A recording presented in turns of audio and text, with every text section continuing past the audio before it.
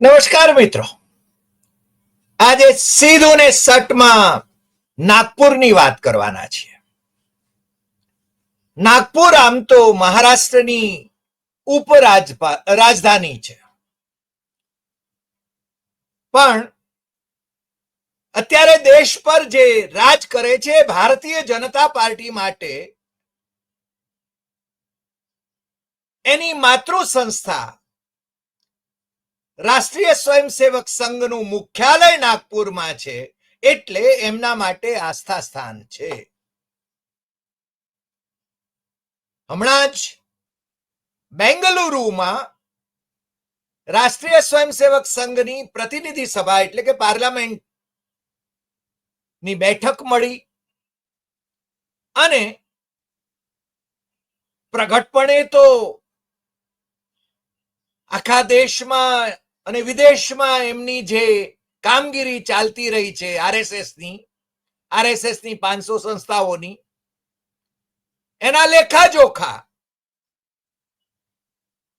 એમાં થયા. ભારતીય જનતા પાર્ટીના હોદ્દેદારો સહિત સંઘની વિવિધ સંસ્થાઓ એના હોદ્દેદારો, એટલે આમ તો સંઘમાં જે શબ્દ પ્રયોગ થાય છે એ અધિકારી, હોદ્દેદાર નથી કહેવાતા પણ અધિકારીઓ, એટલે કે અધ્યક્ષ અને મહામંત્રી એ એમાં અપેક્ષિત હતા. આ અપેક્ષિત શબ્દ પ્રયોગ પણ સંઘમાં થઈ રહ્યો છે. ઘણા બધાને એવું હતું કે ત્યાં ભારતીય જનતા પાર્ટીના રાષ્ટ્રીય અધ્યક્ષનો નિર્ણય કરવામાં આવશે, એના વિશે ઠરાવ કરવામાં આવશે, પણ અમે બહુ સ્પષ્ટપણે એક ચેનલ ઉપર પણ કહ્યું હતું કે ભાઈ આવું કામ સંઘની પ્રતિનિધિ સભામાં ન થાય. એની ચર્ચા ખાનગી ખૂણે ભલે થતી હોય પણ એના કોઈ ઠરાવ બરાવ ન હોય. અને સંઘ તો એમ કહેશે કે અમે તો ભારતીય જનતા પાર્ટીના માટે પ્રેરણા પૂરી પાડીએ છીએ, અમે તો સાંસ્કૃતિક સંગઠન છીએ, અમે રાજકીય સંગઠન નથી. આવો દંભ એ સંઘ હંમેશા કરવાનું ચાલુ રાખે છે. પરંતુ ભારતીય જનતા પાર્ટીની સરકાર અથવા ભારતીય જનતા પાર્ટી વિપક્ષમાં રહી હોય ત્યારે પણ જે કંઈ કામ કરે અથવા જનસંઘ જે કામ કરે એને ટેકો આપવો એ સંઘની નીતિ રીતિ છે, અથવા તો જનસંઘ અને ભારતીય જનતા પાર્ટી એ સંઘ પાસેથી પ્રેરણા લે છે. અત્યારે બે બહુ જ મહત્વના ઘટનાક્રમ ચાલી રહ્યા છે. આજે જ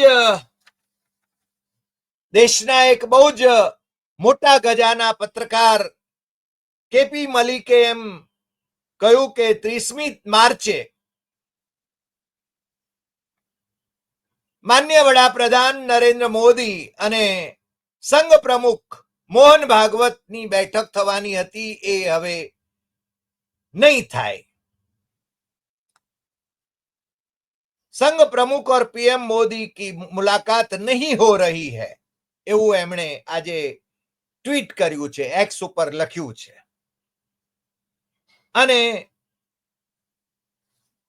એમણે એમ પણ કહ્યું છે કે संघ ने भाजपा को राष्ट्रीय अध्यक्ष के लिए संजय जोशी के अलावा किसी और नाम पर विचार करने से साफ इनकार कर दिया है. संघ के इस निर्णय को लेकर गुजरात लाबी में हड़कंप मचा हुआ है. गुजरात लाबी यानी नरेंद्र मोदी અને અમિત શાહ. કેપી મલિકની આ વાત સાથે હું સંમત થતો નથી. એટલા માટે સંમત થતો નથી કે હિંગણા રોડ પર વાસુદેવનગર મેટ્રો રેલવે સ્ટેશન નજીક માધવ નેત્રાલય પ્રીમિયમ સેન્ટરની પાયાભરણી જો નરેન્દ્ર મોદી, પ્રાઇમ મિનિસ્ટર નરેન્દ્ર મોદી ને હાથે થવાની હોય, ગુડી પડવાના દિવસે એટલે કે 30 માર્ચે હિન્દુ નવ વર્ષ ગુડી પડવા નિમિત્તે નાગપુરમાં અને એ કાર્યક્રમના મંચ ઉપર રાષ્ટ્રીય સ્વયંસેવક સંઘના પ્રમુખ ડોક્ટર મોહન ભાગવત એ પણ એ વ્યાસપીઠ ઉપર હાજર હોય ત્યારે બંને વચ્ચે ઔપચારિક ચર્ચા વિચારણા ન થાય એવું ન બને. અને માન્ય વડાપ્રધાન સંઘ મુખ્યાલય પર પણ જશે. માન્ય વડાપ્રધાન સોલર ઇન્ડસ્ટ્રી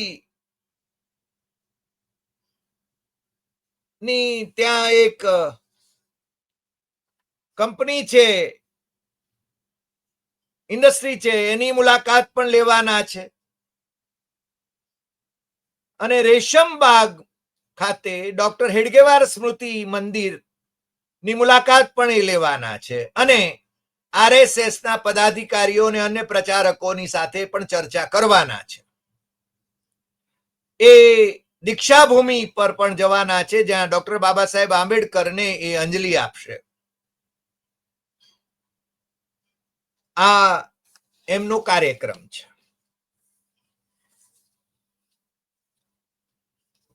અને બીજું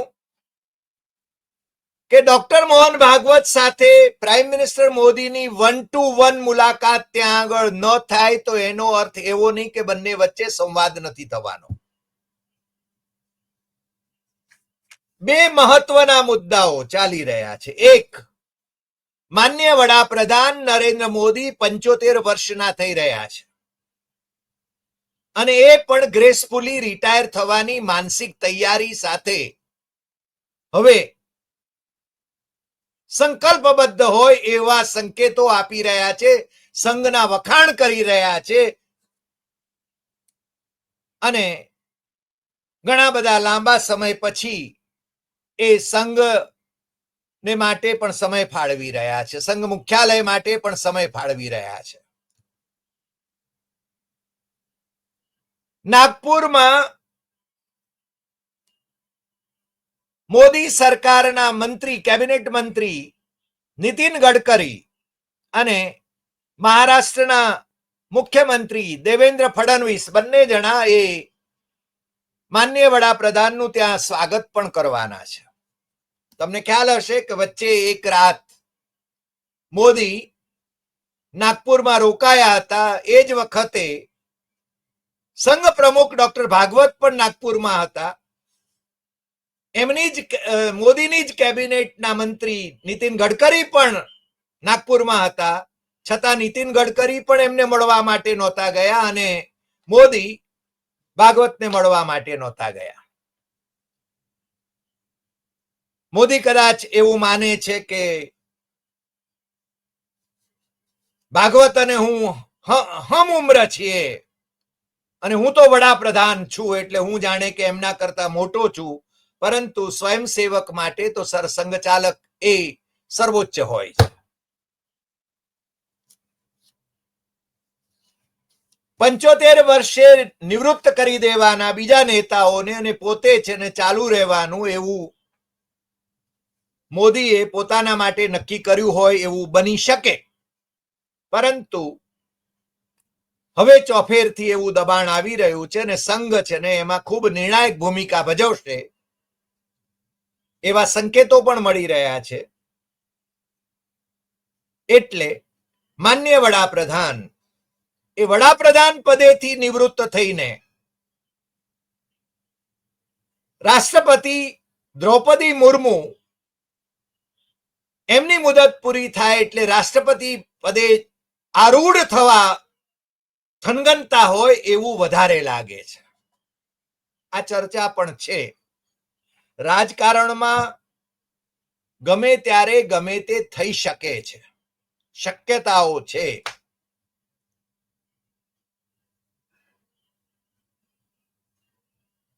દેવેન્દ્ર ફડણવીસ એ યોગી આદિત્યનાથને અને અમિત શાહને ચેકમેટ કરવીને વડાપ્રધાન પદ માટે આકાંક્ષી હોય એવી શક્યતાઓ પણ વહેતી કરવામાં આવી હતી. પરંતુ તમને ખ્યાલ છે કે ગડકરી હજુ 67 વર્ષના છે. એમની પાસે 75 થવાનો વખત હજુ બાકી છે. 2013-14 ના ગાળામાં ગડકરીને બદનામ કરવાની રીતસરની કોશિશ, ષડયંત્રો રચાયા હતા. એનાથી તમે વાકેફ છો, આપણે અગાઉ ચર્ચા કરી ગયા છીએ.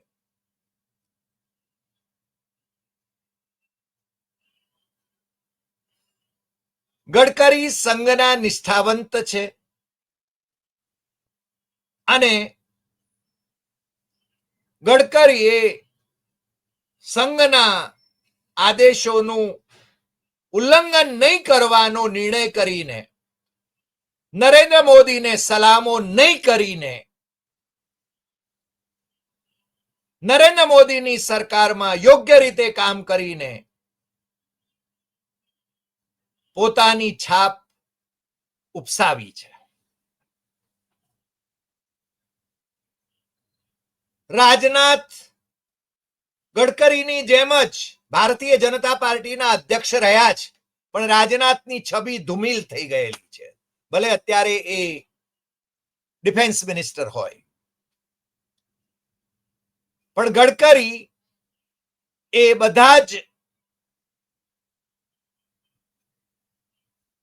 બધી જ પરીક્ષાઓમાંથી પાર ઉતર્યા છે અને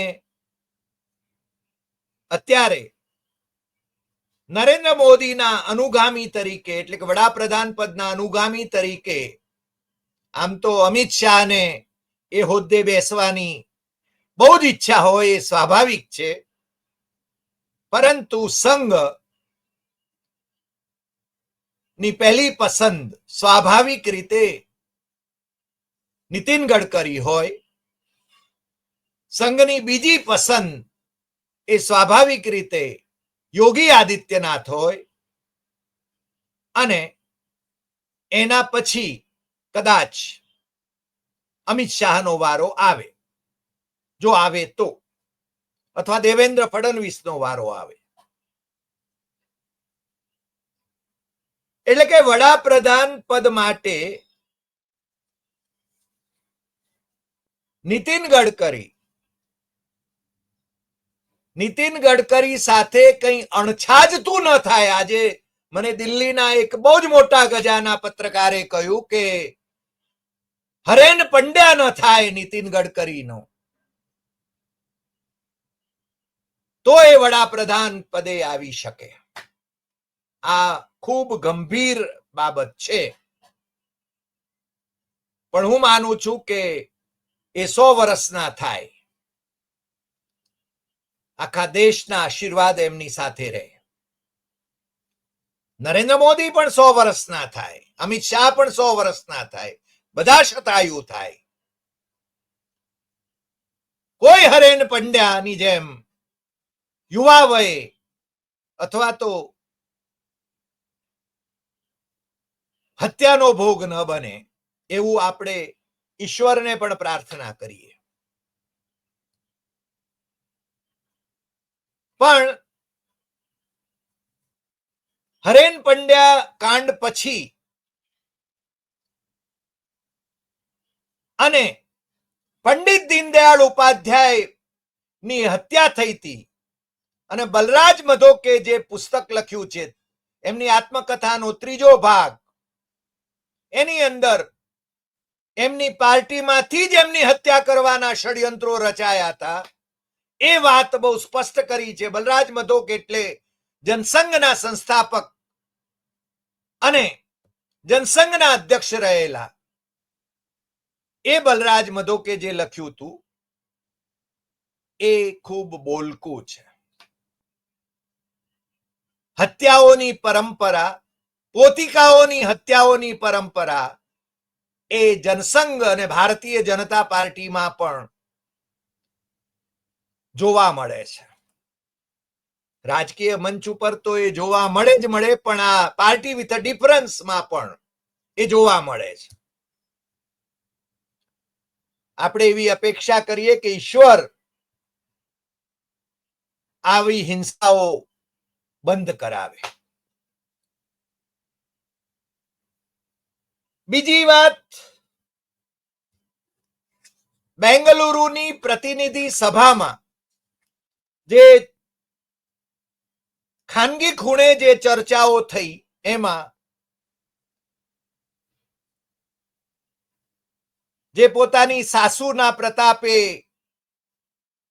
રાજકારણમાં અને હવે તો કેન્દ્રના મંત્રી તરીકે છે એ જેપી નડ્ડા, ભારતીય જનતા પાર્ટીના અધ્યક્ષ, પરિવારવાદનું એક સીમાચિહ્ન, એમને એક્સટેન્શન મળતા ગયા છે. તો એમના સ્થાને ભારતીય જનતા પાર્ટીના અધ્યક્ષ તરીકે કોણ? તો બે નામ પાછા તગ્યા છે. કેપી મલિક જે કહે છે એમાં એક નામ સંજય જોશીનું તો છે જ, પણ અમે એવું માનીએ છીએ બહુ સ્પષ્ટપણે, અને સંજયભાઈ સાથે અમારો વ્યક્તિગત સંબંધ પણ ઘણો સૌહાર્દપૂર્ણ રહ્યો છે. સંજય જોશી ભારતીય જનતા પાર્ટીના અધ્યક્ષ ન થાય એવું બને, પરંતુ ભારતીય જનતા પાર્ટીમાં નિર્ણય લેનાર બહુ જ મહત્વની વ્યક્તિ તરીકે એમનું સ્થાન કાયમ જળવાઈ રહે આવતા દિવસોમાં, એવું અમે બહુ સ્પષ્ટપણે માનીએ છીએ. એ અધ્યક્ષ પણ બની શકે. બે નામ છે ચર્ચામાં. બીજું નામ છે વસુંધરા રાજેનું. વસુંધરા રાજે એ ગ્વાલિયરના રાજમાતા સિંધિયાના રાજકુમારી અને રાજસ્થાનના મુખ્યમંત્રી રહ્યા છે. નરેન્દ્ર મોદી અને અમિત શાહે એમનો કાંટો કાઢી નાખ્યો, એમને મુખ્યમંત્રી ન બનવા દીધા, અને પહેલી વખત ચૂંટાઈ આવનાર ધારાસભ્ય ને મુખ્યમંત્રી બનાવવાનું જે ચિઠ્ઠીથી મુખ્યમંત્રી બનાવ્યા, અને રાજનાથને કામ સોંપવામાં આવ્યું હતું કે એ જઈને વસુંધરાને ચિઠ્ઠી આપે. વસુંધરાને અપમાનિત કરવાનું કામ નરેન્દ્ર મોદીએ, અમિત શાહે જે કર્યું છે એ બધા જાણે છે, પણ સંઘ એનાથી ખિન્ન છે. રાજમાતા સિંધિયા ભારતીય જનતા પાર્ટીના સંસ્થાપક ઉપાધ્યક્ષા રહ્યા. વસુંધરા રાજે વાજપેયી સરકારમાં મંત્રી પણ રહ્યા. રાજસ્થાનના મુખ્યમંત્રી પણ રહ્યા, અને રાજસ્થાનના લોકલાડીલા મુખ્યમંત્રી ભૈરોસિંહ શેખાવત એ એમના ગુરુ થાય. એ વસુંધરા રાજે એમને જો ભારતીય જનતા પાર્ટીના અધ્યક્ષ બનાવવામાં આવે તો ભારતીય જનતા પાર્ટીમાં પુરુષ પ્રધાનતા જે પ્રચલિત છે,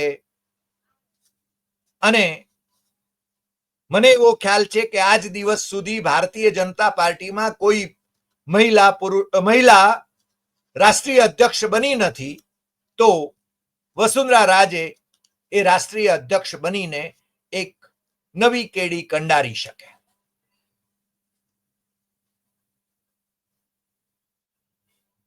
વસુંધરા રાજે એ રાષ્ટ્રીય અધ્યક્ષ બને કે પછી સંજય જોશી રાષ્ટ્રીય અધ્યક્ષ બને, એ સામે મોદી શાહને તકલીફ થવી સ્વાભાવિક છે. એટલે એમના તરફથી જે નામ આવ્યું છે એ એમના કયા ગરા સંઘના પ્રચારક એવા હરિયાણાના મુખ્યમંત્રી રહેલા અને અત્યારે કેન્દ્રમાં મંત્રી છે એવા મનોહરલાલ ખટ્ટરનું નામ મોદી શાહની લોબી તરફથી આગળ કરવામાં આવી રહ્યું છે. પરંતુ અમને નથી લાગતું કે મનોહરલાલ ખટ્ટર નું નામ એ ભારતીય જનતા પાર્ટીના અધ્યક્ષ તરીકે આજના સંજોગોમાં સ્વીકારી શકાય. કારણ નરેન્દ્ર મોદીના વળતા પાણી છે. નરેન્દ્ર મોદીનો કરિશ્મા વિલાવા માંડ્યો છે. 240 સમેટાઈ ગયા છે. બહુમતી પણ અપાવી શક્યા નથી. 400 પારની વાતો કરનાર, 272 બેઠકો ભારતીય જનતા પાર્ટીને અપાવવાની વાતો કરનાર, મુસ્લિમોની વિરુદ્ધમાં લોકસભાની ચૂંટણીમાં પ્રચાર કરનાર નરેન્દ્ર મોદીએ ત્રીજી વખત વડાપ્રધાન બનવા માટે મુસ્લિમ સમર્થક પાર્ટીઓનો ટેકો લેવો પડ્યો, એ આપણે બધા જાણીએ છીએ. એટલે આજના સંજોગોમાં તારણ તરીકે બે બાબત કહી શકાય કે નરેન્દ્ર મોદી એ 75મા વર્ષે નિવૃત્તિ માટે માનસિક રીતે તૈયાર છે. જો કે એટલી સરળતાથી હોદ્દો છોડવા તૈયાર થાય એવું માનવાને કોઈ કારણ નથી. એ જેટલા ઉધામાં મારી શકે એટલા ઉધામાં મારશે. પણ એ સંઘ જો એમની વિરુદ્ધમાં જાય તો એમની પાસે નિવૃત્ત થવા સિવાય કોઈ ઈલાજ નથી. એટલા માટે એ રાષ્ટ્રપતિના હોદ્દે પણ જવા માટે તૈયાર છે. અને 2027 સુધી, ત્યાં સુધી એ વર્તમાન હોદ્દે ટકી રહેવા માટેની કોશિશ કરે એવું પણ બને. અને એમના અનુગામી તરીકે નીતિન ગડકરીનું નામ અગ્રેસર છે. અને અધ્યક્ષ પદ માટે ભારતીય જનતા પાર્ટીના અધ્યક્ષ તરીકે ઇતિહાસ જો સર્જવાનો હોય તો વસુંધરા રાજે, એક મહિલા રાષ્ટ્રીય અધ્યક્ષ,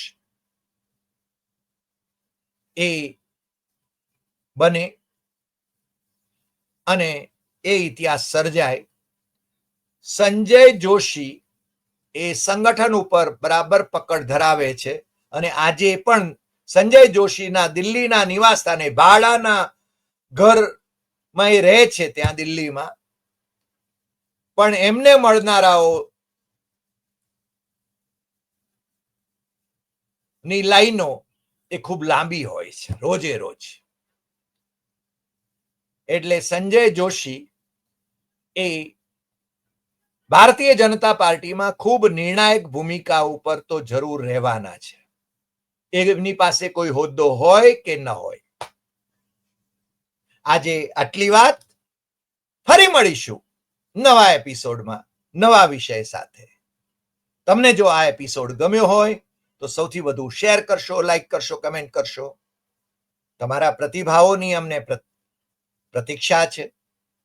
શક્ય છે કે તમે અમારા મતથી જુદો મત ધરાવતા હો, પણ અમને જે અંતરિયાળ પ્રવાહોમાંથી જાણવા મળે છે એ વાત અમે તમારી સમક્ષ મૂકી છે. રાજકારણમાં ગમે ત્યારે ગમે તે પલટા આવતા હોય છે. ફરી મળીશું. નમસ્કાર.